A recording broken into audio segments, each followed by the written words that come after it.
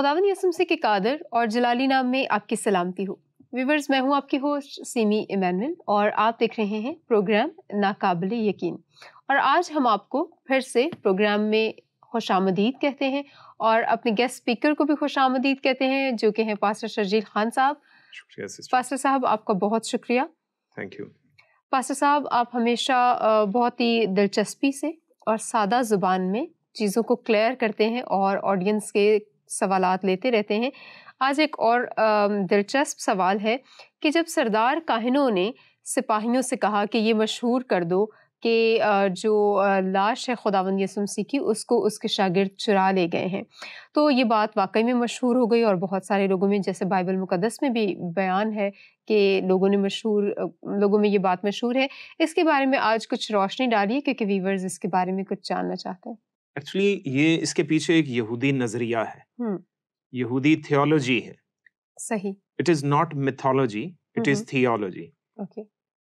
تو یہودی تھیولوجی یا علم الہیات جو ہے وہ کچھ خاص جو ریزوریکشن کے بارے میں ہے، قیامت کے بارے میں ہے۔ صحیح۔ اور یہودی نظریہ اس میں یہ ہے جو پرانے عہد نامے کی کچھ خاص نوشتوں کی تعلیمات پر منحصر تھا۔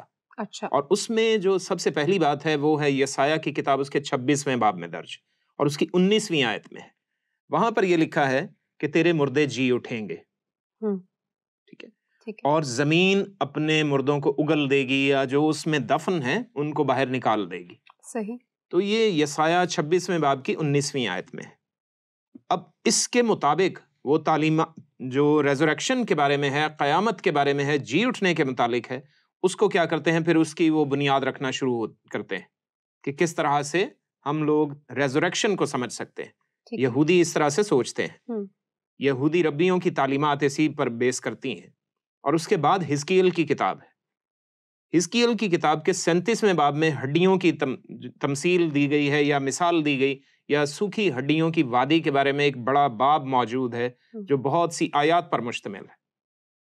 اس میں یہ تعلیم موجود ہے کہ خدا کا روح حزقیل نبی کو وہاں ایک ہڈیوں کی وادی دکھاتا ہے، جہاں پر اسے لے کر جاتا ہے ایک طرح سے اسے رویا کی حالت میں، اور وہاں پر اسے کہتا ہے کہ تو اس پر کیا کر، نبوت کر کہ وہ ہڈی سے ہڈی جڑے، اپنی ہڈی سے اپنی ہڈی جڑے، درست، وہ کسی اور کی ہڈی سے نہیں جڑے گی۔ بالکل صحیح۔ تو یہ ریزوریکشن کا عمل ہے، یہ پروسیس ہے۔ تو وہ ایک دوسرے کے ساتھ جڑتی ہیں، یہ دیکھتا ہے، وہ ڈھانچے کھڑے ہو جاتے ہیں۔ پھر خدا یہ کہتا ہے کہ ان پر نبوت کر کے ان پر گوشت چڑھے، نسیں چڑھیں، چمڑا آ جائے۔ یہ ویسے ہی نبوت کرتا ہے حزقیل نبی، تو ان پر ویسا ہی سب کچھ ہوتا ہے۔ تو وہ اپنی باڈی لینے لگتے ہیں، جو باڈی کے تمام ایلیمنٹس سائنٹیفکلی، جو تمام ایلیمنٹس، تمام عناصر، جو کیمیکلز ان کی باڈی میں سے ڈس انٹیگریٹ ہو گئے تھے، جو واپس تخریب کا شکار ہو کر یا بکھر چکے تھے، وہ واپس زمین سے اکٹھے ہونا شروع ہوتے ہیں، اور ہر ایک کا ذرہ ذرہ واپس جڑنا شروع ہوتا ہے۔ درست۔ تو وہ جڑ کے اس پر نسیں، پٹھے، ہڈیاں، سب کچھ، ٹیشو، سب کچھ آ جاتا ہے، لیکن ابھی تک وہ زندہ نہیں ہوئے، کیونکہ ابھی تک وہ سانس نہیں لے رہے۔ بالکل ٹھیک۔ تو پھر خدا تیسری بار یہ کہتا ہے کہ اے آدم زاد، تو ان پر نبوت کر کے ان میں دم آئے۔ خون کے لیے جو ورڈ عبرانی میں استعمال ہوا ہے وہ دم ہے یا دما ہے۔ تو وہ ان پر کیا ہے، خدا کی طرف سے وہ نبوت کرتا ہے۔ تو خدا یہ کہتا ہے اسے چاروں طرف سے آئے، ہوا بھی ہے اور وہ ساتھ ہی خون بننے کا سبب بھی بن رہی ہے۔ تو وہ نبوت کرتا ہے تو وہ ہڈیوں میں سب کچھ ہوتا ہے، ان میں جان آ جاتی، ان کی رگوں نسوں میں کیا ہے، خون دوڑنے لگتا ہے اور وہ جی اٹھتی۔ تو یہ ریزوریکشن کا ایک پروسیس وہ سمجھتے ہیں یہودی ربی، یہودی تمام علماء اس کو ریزوریکشن یا قیامت کا ایک پروسیس سمجھتے ہیں کہ ایسے ہوگا۔ اچھا، لیکن یہ سوال پھر بعد میں پیدا ہوتا ہے کہ کب ہوگا۔ اس سوال کے جواب کے لیے وہ پھر صحائف کو کھنگالتے ہیں، ان میں سرچ کرتے ہیں، ان میں تحقیق کرتے ہیں، ڈھونڈتے ہیں کہ خدا نے کہاں پر تعلیم دی ہے کہ وہ وقت کب ہوگا جب قیامت ہوگی، جب لوگ یا مردے جی اٹھیں گے۔ صحیح۔ تو پھر وہ پڑھتے پڑھتے دانییل کے صحیفے میں پہنچتے ہیں جو حزقیل کے فوراً بعد آ جاتا ہے۔ تو دانییل کے صحیفے کا آخری باب جو 12واں باب ہے، اس میں جب وہ پڑھتے ہیں تو پہلی آیت کے بعد، پہلی آیت میں لکھا ہے کہ تو دانییل ان باتوں کو لکھ اور یہ قلم بند کر کہ ایک وقت آئے گا جب تمہاری قوم کے لیے مقرب فرشتہ میکائیل اٹھ کھڑا ہوگا. تو وہ آئے گا، یہاں پہ فیوچر کی بات آ جاتی ہے، یہاں پہ مستقبل کا صیغہ لگ گیا. تو جیسے ہی وہ یہ پڑھتے ہیں یہودی لوگ، تو پھر اس کے فوراً بعد آگے دیکھتے ہیں کہ آگے کیا ہوگا. تب لکھا ہے کہ جو خاک میں سو رہے ہیں ان میں سے بتیرے جی اٹھیں گے، بعض حیات ابدی کے لیے اور بعض ذلت ابدی کے لیے. تو وہ یہ سمجھ جاتے ہیں کہ یہ کیا ہے، یہ اینڈ ٹائمز کی بات ہو رہی ہے. ٹھیک ہے کہ قیامت کا جو وقت ہے، جو جی اٹھنے کا وقت ہے، ریزریکشن کا ٹائم پیریڈ جو ہے وہ کیا ہوگا، دنیا کے آخر میں ہوگا. وہ اس چیز کو کیا کر لیتے ہیں، وہ فکس کر لیتے ہیں کہ یہ ہے تعلیم. آگے بھی وہ ڈھونڈتے ہیں لیکن اور کہیں کوئی ایسا صحیفہ انہیں ملتا نہیں، کوئی اور ایسا نوشتہ لکھا ہوا نہیں کہ جہاں پر یہ ٹائم پیریڈ دیا ہو کہ کہاں پر مردے جی اٹھیں گے. تو وہ یہ 3 حوالوں کی بنیاد پر، کیونکہ 2 کی گواہی مل کر سچی ہوتی ہے، تو 2 کے بجائے 3 شواہد ہیں ان کے پاس. تو اس بنیاد پر وہ کیا کرتے ہیں، پوری کی پوری تعلیم جو وہ اخذ کرتے اور اس کو ماننا شروع کر دیتے ہیں، یا اس کی بنیاد بنا لیتے ہیں کہ ریزریکشن ایسے ہوگی. لیکن یہاں پر پھر کیا ہے، وہ جب خداوند یسوع مسیح کے جی اٹھنے کی بات آتی ہے، اب جب اس کو میچ کیا جاتا ہے، تو جب انہیں پتا چلتا ہے کہ ان کے سردار کاہنوں کے فوجی، انہی کے سپاہی جا کر بتاتے ہیں کہ جی یہ تو مردوں میں سے جی اٹھا ہے. اب آپ سوچئے کہ ان کے علم الہیات پر کیسی کاری ضرب پڑی ہے. ان کا ایمان یہ ہے کہ مردے تو قیامت میں جی اٹھیں گے، یعنی کہ آخری دن جی اٹھیں گے، دنیا کے آخر میں جی اٹھیں گے. صحیح. تو تاریخ میں ایسے کیسے ممکن ہے کہ کوئی جی اٹھے؟ اچھا پاسٹر صاحب، میرا یہ ذہن میں میرے میں ایک کوسچن آ رہا تھا، تو میں نے سوچا آپ سے پوچھ لوں. ضرور. میرے ذہن میں یہ بات آ رہی تھی کہ ان کے پاس ایک پوری تھیولوجی ہے، اور آپ نے بڑے خوب کہا کہ میتھولوجی نہیں ہے، کوئی متھ نہیں ہے. تو اس سے تو سپورٹ ہونی چاہیے یسوع مسیح کی جی اٹھنے کی. تو لیکن جب یہ ہم دیکھ رہے ہیں کہ بائبل مقدس میں خداوند یسوع مسیح جی اٹھتے ہیں، اور ہم بائبل مقدس میں یہ بھی دیکھتے ہیں کہ بہت سارے اور بھی مردے جو ہیں وہ زندہ ہو گئے تھے. اس سچویشن میں ابھی تک کیوں جو ہے سردار کاہن یا پریسٹ ہیں وہ یہ سوچ رہے ہیں؟ ان کو تو یہ سوچنا چاہیے کہ ہو سکتا ہے کہ قیامت ابھی آ گئی ہو اور وہ اینڈ ٹائمز ہو گیا ہو، لیکن وہ کیوں سوچ رہے ہیں؟ کیونکہ لوگ یہ سوچتے ہیں کہ شاید بعد میں قیامت آئے گی، لیکن ایک بڑی نشانی پوری ہو گئی تو انہوں نے اس کو یقین نہیں کیا، بلکہ انہوں نے آگے کی کچھ اور ہی طرح نظریہ انہوں نے بنا دیا. جی ایکچولی اس میں دیکھیے کہ صرف یہی نہیں ہے کہ ایک تھیولوجی کا ایک حصہ ہم نے ابھی قیامت کے بارے میں بات کی. صحیح. وہ کس چیز سے منسلک ہے، اس کے ساتھ ہی ایک اور چیز ہے، وہ اینڈ ٹائمز بھی ہے. اینڈ ٹائم کی تھیولوجی میں کیا کیا واقعات پیش ہوں گے، یا قیامت کے روز یا قیامت کے وقت کیا ہوگا، کس طرح سے مردے جی اٹھیں گے اور کن حالات میں جی اٹھیں گے، وہ بھی ہمیں پڑھنا ہے. صحیح. وہ صحائف میں ان کے بارے میں جو دوسرے صحائف کیا بیان کرتے ہیں ان کو بھی دیکھا جاتا ہے. صحیح، یعنی ابھی کچھ چیزیں اور باقی ہیں ساتھ اٹیچ ہونا. بالکل. تو آپ کے اس سوال کا وہ حصہ کہ جہاں پہ دوسرے بھی مردے جی اٹھے تھے، یسوع مسیح کی موت پر ایکچولی وہ جی اٹھے تھے، تو تب کیا ہوا تھا؟ تو انہوں نے کیوں نہ سمجھا کہ قیامت آ گئی؟ اس وجہ سے کہ وہ صرف چند لوگ جی اٹھے تھے اس شہر کے، یروشلم کے. پورے ملک میں اگر یہ ایسے وقوع پذیر ہوتا، دوسرے ممالک میں بھی ایسے ہوتا، تو پھر وہ یقین کرتے کہ واقعی قیامت آ گئی. صحیح. کیونکہ مواصلات کا نظام تو تھا، بے شک ٹیلی فون نہیں بھی تھے، لیکن ایک دوسرے کے ہاں آنا جانا اور جو ہے وہ پیغام رسانی تو تھی. گھوڑوں کے ذریعے ہو، یعنی گھوڑ سوار اس کو پیغام کو لے کر جاتے، یا پھر یہ تھا کہ کبوتروں کے بھی ذریعے ہوتی، عقاب کے ذریعے کی جاتی تھی پیغام رسانی. تو بہت سے طریقے تھے، تو انہیں پتہ چل جاتا. لیکن ایسا نہیں ہوا. صرف اس شہر یروشلم میں مقدسین کی قبریں کھلی تھیں جو جی اٹھے تھے، اور وہ چند لوگ تھے. تو وہ کچھ دیر کے لیے شاید انہیں نظر بھی آئے ہوں گے یا ملے بھی ہوں گے، لیکن اس کے بعد وہ باقی وہ موجود نہیں رہے. اور پھر خداوند یسوع مسیح کے شاگردوں نے جو بیانات دیے، بعد میں ان کی جو منادی کا بھی سلسلہ تھا وہ بھی جاری رہا. تو اس بنیاد پر کیا ہے، وہ فوراً انہوں نے کہا کہ یہ کیا ہے، یہ شاگرد چرا کر لے گئے، یہ ہماری تعلیم کے برخلاف بات ہو رہی ہے. اس وجہ سے انہوں نے یہ ریفیوٹنگ سٹیٹمنٹ ایکچولی دی تھی. صحیح. کہ انہوں نے رشوت بھی ساتھ ہی دے دی. صحیح. تو اس سے ثابت ایکچولی وہ یہی کر رہے تھے کہ ہاں یہ واقعہ سچ ہو چکا ہے، ایگزیکٹلی وقوع پذیر ہو چکا ہے، لیکن اب اس کو پھیلنے نہیں دینا ہم نے. اب میں یہی سوچ رہی تھی کہ آپ ویسے تو گارڈ کر رہے ہیں، اس کی حفاظت کر رہے ہیں شریعت کی اور ان ساری چیزوں کی، تو پھر آپ اس کے خلاف کیوں جا رہے ہیں؟ اس کو مانے تو صحیح، مگر انہوں نے اس سے منحرف ہونے کا راستہ زیادہ مناسب سمجھا۔ اب اس کی وجہ یہ تھی کہ دانیل 12ویں باب کی پہلی آیت میں ہی لکھا ہے کہ اس وقت بڑی اذیت کا وقت ہوگا جو دنیا کے شروع سے لے کر آخر تک کبھی نہیں ہوا۔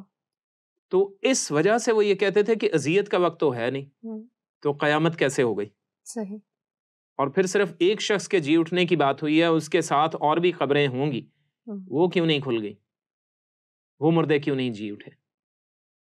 اب اس کے پیچھے ایک اور معاملہ بھی تھا کہ یہودی تعلیم اور ان کی جو مذہبی تعلیم ہے، جو علم الہیات ہے، وہ یہ ہے کہ وہ تمام مردوں کی ہڈیاں جو مر جاتے تھے، ان کی ہڈیوں کو وہ کپڑے میں لپیٹ کر اور سویری ایک خاص جو ہے باکس ہوتا تھا، یا مردوں کی ہڈیوں کے لیے سنبھالنے کے لیے، محفوظ کرنے کے لیے ایک باکس ہوتا تھا، جیسے ہم کافن باکس کہہ سکتے ہیں۔ صحیح۔ تو وہ ایک چھوٹا باکس لیتے تھے جس میں وہ تمام ہڈیاں محفوظ کر کے بند کر کے رکھ دیتے تھے۔ جب اس کا گوشت گل سڑ جاتا، اس لیے وزٹ کیا جاتا تھا بار بار قبر کو۔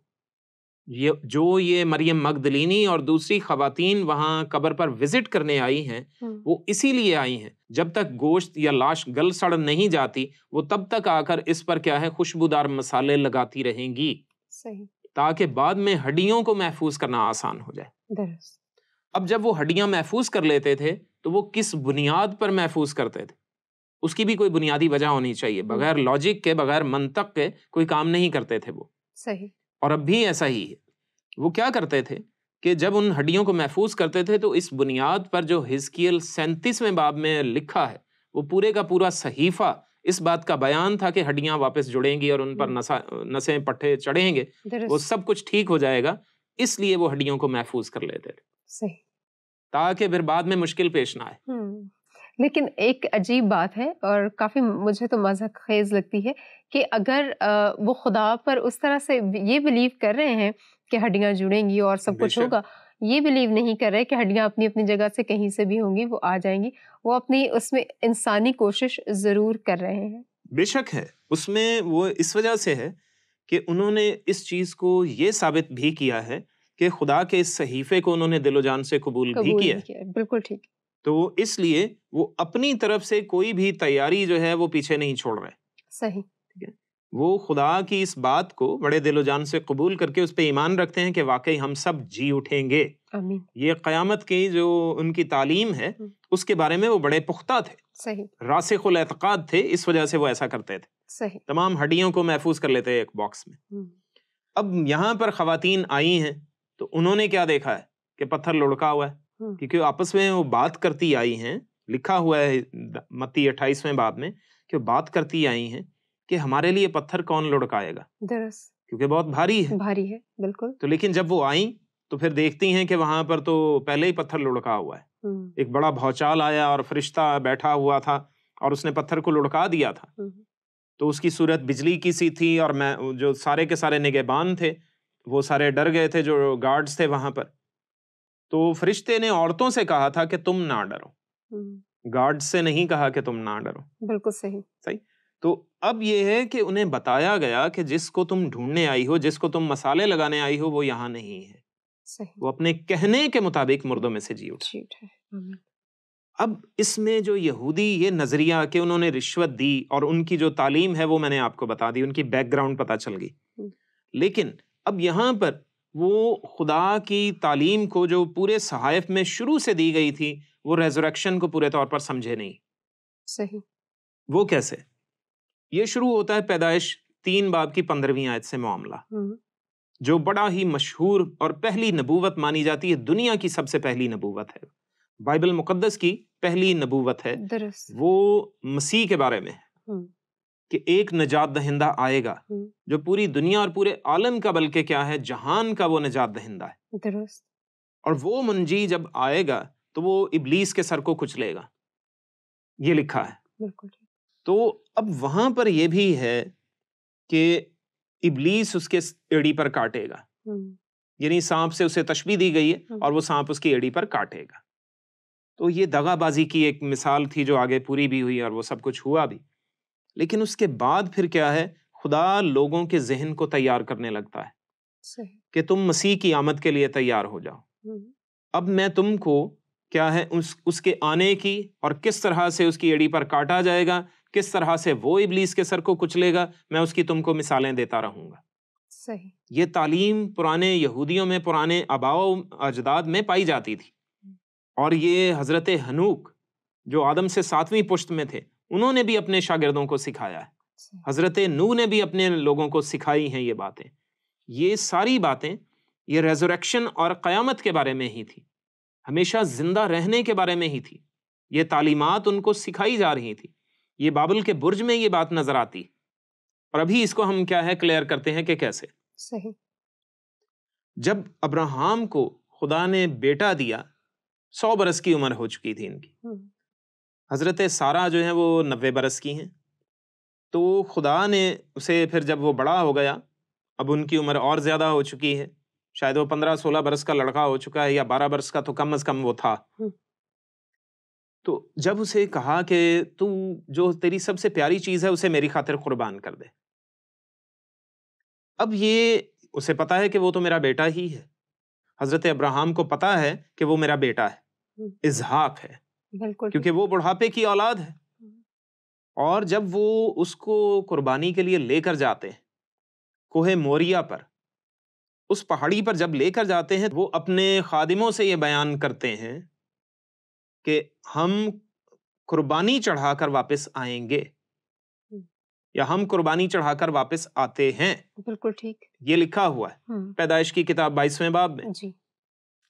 تو وہ لفظ وہاں پر میں کا استعمال نہیں کرتے, ہم کا استعمال کرتے ہیں. اپنے خادموں کو وہیں روک دیتے ہیں, نوکروں کو وہیں روک دیتے ہیں نیچے پہاڑی کی بیس پر, اور خود کیا ہے وہ کہتے ہیں کہ ہم اوپر جائیں گے اور قربانی چڑھا کر واپس آئیں گے. بالکل صحیح. اب یہاں پر ریزوریکشن کی بات کر رہے ہیں. وہ کس مقصد کے لیے یہاں پر آئے ہیں؟ قربانی چڑھانے کے لیے. بالکل صحیح. تو قربانی میں تو جانور ہو یا انسان ہو, کچھ بھی ہو, اسے مار دیا جاتا ہے, کیونکہ یہی طریقہ کار ہے. درست. قربان عبرانی میں قربان ورڈ ہے, اسی سے عربی میں اور دوسری زبانوں میں یہ منتقل بھی ہوا, تو اس کے معنی ہے ذبح کر دینا. درست.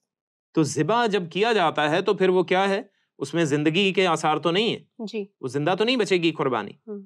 تو انہیں پتا ہے کہ ہم قربان کرنے جا رہے ہیں, ہم ذبح کرنے جا رہے ہیں. تو پھر جب بیٹے کی قربانی دینی ہے, اور خادموں کو بھی پتا ہے برہ تو ان کے پاس ہے نہیں یا جانور تو ہے نہیں, تو قربانی کیسے کرنے جا رہے ہیں؟ تو انہیں اندازہ ہو رہا ہے کچھ نہ کچھ, لیکن اپنی زبان انہوں نے دیکھیے کون سی استعمال کی, ہم واپس آئیں گے. یعنی میں اور میرا بیٹا تو جا رہے ہیں اور ہم دونوں ہی واپس آئیں گے. صحیح. وہ جس خدا پر ایمان رکھتے ہیں, یہوہ خدا پر, یہوے پر جس پر وہ ایمان رکھتے ہیں, انہیں پتا ہے کہ وہ مردوں کو زندہ کرنے کی قدرت رکھتا ہے. آمین. اس لیے وہ یہ دعوے سے کہہ دیتے ہیں, یہ ان کے ایمان کا بیان ہے. یہاں پر کتنا پختہ اور مضبوط اور اٹل ایمان ہے انہیں خدا پر کہ واقعی مردوں کو زندہ کر دے گا.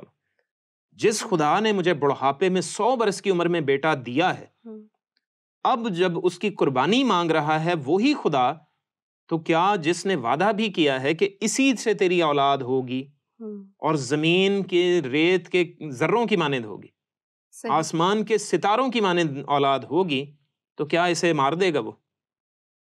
ابھی تو اس کی شادی بھی نہیں ہوئی. تو اس کا مطلب یہ ہے کہ خدا مجھے واپس اس کو زندہ کر کے دے گا. اس ایمان کا اظہار وہاں کرتے ہیں, وہ ریزوریکشن کا اظہار کرتے ہیں. صحیح. تو جب وہ وہاں اوپر قربانی کے لیے جاتے ہیں, پھر ساری سٹوری سے ہم واقف ہیں کہ وہاں پر خدا جب اسے رسیوں سے باندھ کر وہ قربان گاہ جو پتھروں کی انہوں نے بنائی تھی اس پر لٹا دیتے ہیں, تو پھر کیا ہوتا ہے کہ خدا کا فرشتہ انہیں آواز دیتا ہے, خدا ان سے ہم کلام ہوتا ہے اور انہیں منع کرتا ہے کہ تو اپنا ہاتھ لڑکے پر نہ چلا.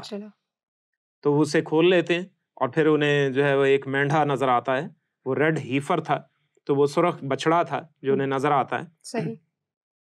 تو وہ جھاڑی میں اس کے سینگ اٹکے ہوئے تھے. تو خیر یعنی وہاں پر یہ ریزوریکشن کی ایک بہت بڑی مثال تھی. ٹھیک ہے. اور یہ مسیح کے جی اٹھنے کی سب سے بڑی توجیہ تھی، کیونکہ جب حضرت ابراہیم کے بیٹے کی بات کی جاتی ہے تو اس کا مطلب یہ تھا کہ حضرت ابراہیم سے اصل میں یہودی نسل شروع ہونی تھی، درست، اسرائیلی قوم حضرت ابراہیم سے شروع ہونی تھی، بالکل صحیح، اس سے پہلے ان کے کسی بھی شخص کو اسرائیلی نہیں کہا گیا، انہیں بھی عبرانی کہا گیا، ہاں جی، انہیں بھی اسرائیلی نہیں کہا گیا، ان کے بیٹا ہوا اسحاق، پھر اسحاق کے آگے بیٹے ہوئے وہ عیساؤ اور یعقوب، اور یعقوب سے آگے پھر پیدا ہوئے وہ 12 بیٹے جن سے بنی اسرائیل قوم بنی ہے، درست، بالکل۔ تو اس لیے حضرت ابراہیم سے خدا نے کیا کیا، ایک چناؤ کر کے ان سے ایک قوم بنانی تھی، تو ان کو جو بیٹا دیا اس کے وسیلہ سے پہلی بار انہوں نے ریزریکشن کی، خدا نے ان کو تمثیل بھی دے دی تھی، قیامت کی تمثیل اور مثال دے دی اور تعلیم سکھا دی تھی کہ ایسے ہوگا، ایک بڑا واقعہ رونما ہوگا۔ اور یہودی ربی اور علماء اس بات کو اچھی طرح سے مانتے ہیں کہ پہلی 5 کتابیں جو توریت کہلاتی ہیں، پیدائش، خروج، اخبار، گنتی، استثناء، ان میں جو باتیں، جو واقعات جیسے بھی درج ہیں وہ آنے والے زمانے کی کسی بڑی چیز کے بارے میں پیشین گوئی ہیں یا نبوت ہیں، وہ علامتی نبوت ہوں یعنی نشان ہو اس کا، یا پھر وہ کیا ہے، بیانی نبوت۔ اس لیے وہ تمام باتیں کیا ہیں، وہ نبوتاً تھیں۔ حضرت ابراہیم کا چناؤ، ان کے بیٹا ہونا 100 برس کی عمر میں، اور پھر اس کے بعد ان سے کیا ہے، اس کی قربانی کا مانگا جانا اور پھر اس کو بخش دیا جانا، وہ قیامت کی نشانی تھی۔ بالکل صحیح، یعنی مردوں میں سے جی اٹھنے کی ایک نشانی تھی، یعنی جب اسے قربان گاہ پر لٹا دیا تو خدا کی نظر میں سمجھو وہ قربان ہو گیا، کیونکہ ان کی نیت تو قربان کرنے کی ہے۔ بالکل صحیح، ان کی نیت کیا ہے، خدا کی نظر میں مکمل ہے، قربانی کی نیت ہے، اس وجہ سے وہ قربانی ہو گئی ہے ایک طرح سے۔ اور جب وہ اس کی رسیاں کاٹ کر یا کھول کر اسے قربان گاہ سے اٹھاتے ہیں تو مرے ہوئے کو زندہ کر کے اٹھانے والی بات ہے۔ Praise the Lord۔ تو یہ قیامت کی ایک بہترین تمثیل اور مثال تھی، اس وجہ سے خدا پہلے ہی یہ ظاہر کر رہا تھا، خدا نے پہلے ہی آباء و اجداد پر اس بات کو ظاہر کرنا شروع کر دیا تھا کہ آگے آگے تعلیمات کیسی ہوتی جائیں گی، میں کیا کیا کرنے جا رہا، تو اس وجہ سے یہ چیز ان کے ہاں موجود تھی۔ صحیح۔ اس کے بعد ہم آگے آتے ہیں تو پھر حضرت موسیٰ ہے، حضرت ابراہیم کے 500 برس کے بعد حضرت موسیٰ آ جاتے ہیں تقریباً، اور جب وہ مصر میں پیدا ہوتے ہیں تو وہاں پر فرعون نے حکم جاری کر رکھا تھا کہ جو عبرانی قوم ہے یا جو یہودی قوم ہے، بنی اسرائیل قوم ہے اس وقت تک، تو اس قوم کے تمام جو لڑکے ہیں ان کو مار ڈالا جائے۔ اب کیا ہے، انہیں کہا گیا تھا کہ تم ان کو دریائے نیل میں ڈال دو یا جیسے بھی ان کو مار ڈالو، فوجی بھی بھیجتا تھا وہ مارنے کے لیے اور ان کو دریائے نیل میں پھینک دیا جاتا تھا۔ تو اب وہاں پر یہ ہوا ہے کہ جب انہوں نے حضرت موسیٰ کو، ان کی پیدائش ہوتی ہے عمرام کے ہاں اور یوکبد کے ہاں، تو جب ان کی پیدائش ہو جاتی ہے 3 ماہ تک تو اسے چھپا کے رکھتے ہیں وہ جی، اور جب حضرت موسیٰ کو وہ چھپا کے رکھتے ہیں، لیکن اس کے بعد 3 ماہ کے بعد وہ بچے کی آواز زیادہ ہو جاتی ہے، رونا دھونا، تو اس لیے پھر وہ اسے مزید چھپا نہیں سکتے، تو کیا کرتے ہیں کہ اسے ایک ٹوکری بناتی ہیں وہ ان کی والدہ محترمہ یوکبد، اور وہ اس ٹوکری میں رال لگا کر، یعنی روغن نفت لگا کر، جسے ہم کولتار یا ڈامر کہتے ہیں، وہ لگا کر وہ اسے کیا ہے پھر وہ دریائے نیل میں بہا دیتی ہیں، اور جب انہیں دریائے نیل میں بہایا جاتا ہے تو وہ جو ٹوکری بنائی جاتی ہے، دریائے نیل جو ہے دنیا کے سب سے خطرناک مگرمچھوں کا دریا ہے، تو وہ اپنی طرف سے سمجھیں کہ اسے مار ڈالتی ہیں۔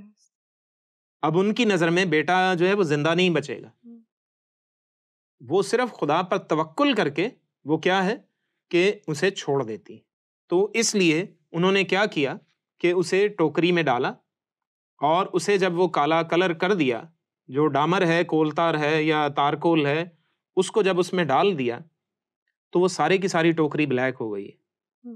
تو جو کافن باکس ہوتا ہے نا، وہ بھی مردے کے لیے اندر سے بلیک ہی ہوتا ہے، بالکل ٹھیک ہے، تو ایک طرح سے اسے کفن میں ڈال دیا تھا، کافن باکس میں ڈال دیا تھا، تو جب اسے ڈال دیا ہے تو وہ ان کے مرنے کی علامت ہے، اپنی طرف سے ان کی نیت میں، ان کے دل میں کیا ہے، وہ ایک طرح سے مر گیا ہے بچہ، کیونکہ انہیں نہیں معلوم کہ کس وقت مگرمچھ اس کو کھا جائیں گے۔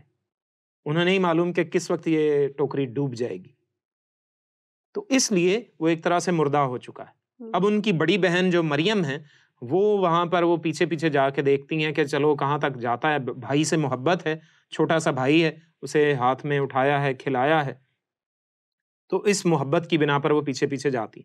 تو وہاں ملک مصر کے فرعون کی جو بادشاہ تھا, اس کی بیٹی جو شہزادی ہے وہ وہاں پر آ کر تو نہا رہی ہے, تو اس نے دیکھ لیا, تو وہ ٹوکری کو منگوا لیتی.